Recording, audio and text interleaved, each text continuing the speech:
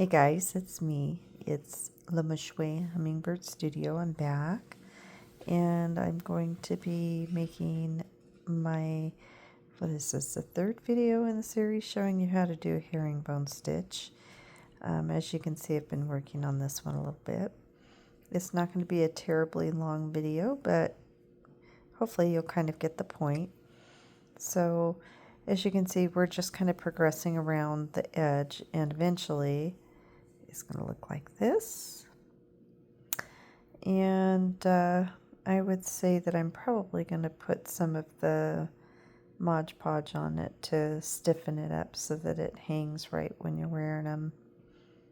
Has a little bit more of a rigid sense.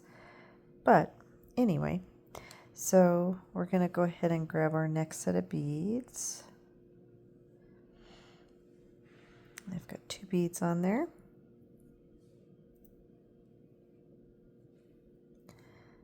Getting all tangled up. Okay, there we go. And as you can see, I am coming out of that first bead there on the, it would be the left. And we're going to go back down. And what I do is I usually go down through the first 2 just so that I can go back up through the other 2, which kind of builds strength between, you know, the lines of herringbone. So we're going to pull that tight. Sorry for the camera not wanting to focus here. And then I kind of play with them a little bit so that they're side by side, as you can see. And then we're going to go back up through the next set. Just like that.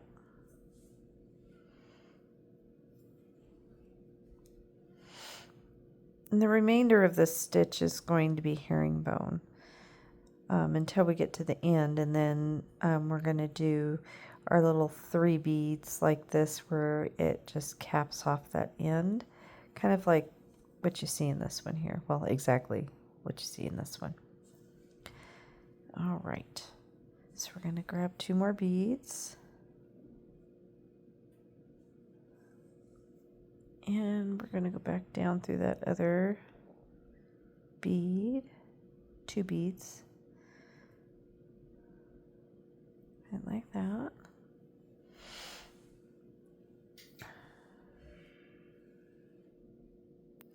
And just fill so they're kind of side by side, and then I give a little tug to tighten it up. And it is important when you're doing this that you are keeping your threads nice and snug, but you don't want them overly so, because then you're going to have buckling. And the line that I'm using for doing my beadwork is actually a fishing line, and I run it through some beeswax so that it doesn't tangle too terribly much. But this is what I'm using.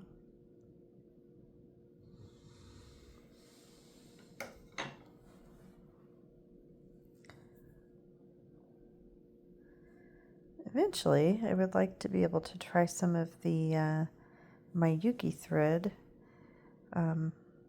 but costs being what they are for everything nowadays, I've got to wait until, you know, I can afford to put some more money out on supplies.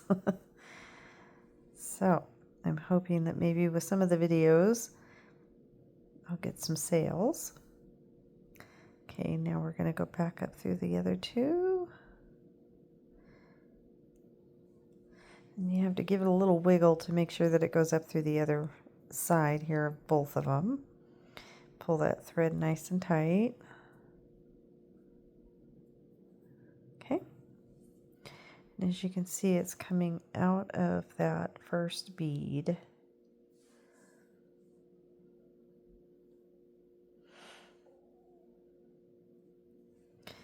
And we'll probably do maybe 1 more, and then I'm going to probably shut the video off because we don't want it to be too long.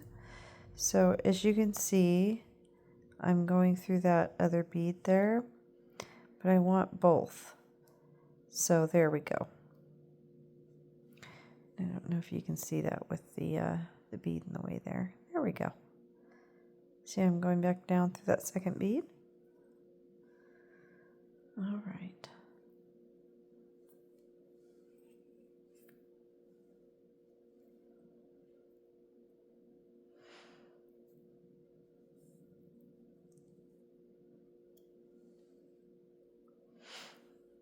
I used to have a Shopify store, but I decided that it would be better to have everything on Facebook and TikTok. So I'm hoping that people will find me there and purchase my earrings. I do custom work. So if there's something that you like or have seen that you would like to have, now I'm not about copying another artist's work because that's just not me. But we can do something just slightly different. And I also do bracelets, necklaces, hat bands, pretty much anything having to do with beads. We can get it done. All right, and then back up through those two.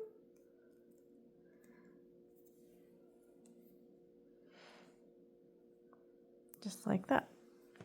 All right, guys. Well, I hope you liked the video. I hope that you have a great afternoon, and we'll see you again. Bye.